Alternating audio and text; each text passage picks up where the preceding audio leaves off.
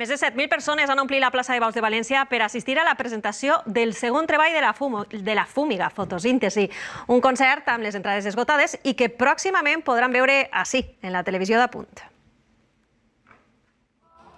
Des de les 5 de la vesprada, la plaça de Baus de València ha esdevingut lloc de peregrinació per a milers de persones. Hem vingut a veure Oques i a la Fúmiga. Ens agrada moltíssim i teníem moltes ganes. Seguim a quasi tots, Oques Grasses, Smoking Soul. 6 hores d'espera per assistir al concert en què la banda d'Alzira La Fúmiga presenta el seu últim treball, Fotosíntesi. Però com diu la cançó... I no m'importa continuar l'espera, i no m'importa perquè valga la pena.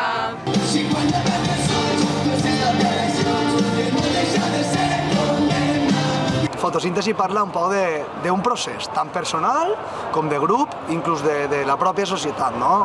Sempre creguem un poc en el canvi constant, no? I en poder caure i tornar a alçar-nos, en poder canviar les fulles i tornar a créixer. I on radica l'èxit de la banda? Venim d'ací, no? De la cultura de la banda, de la xaranga del País Valencià, i aquesta sonoritat, diguem que és molt representativa i molt transversal d'així com ens sentim un poc les valencianes i els valencians. Més de 7.000 persones, tot venut per a escoltar música en valencià.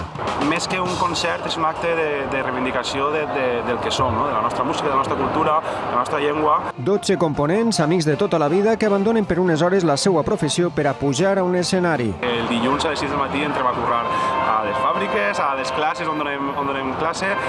És un projecte de vida més que un grup musical. Sempre porto un tros d'ahir.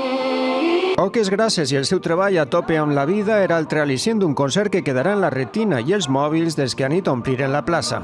Per als que no van poder estar, pròximament el podran disfrutar en la televisió d'Apunt.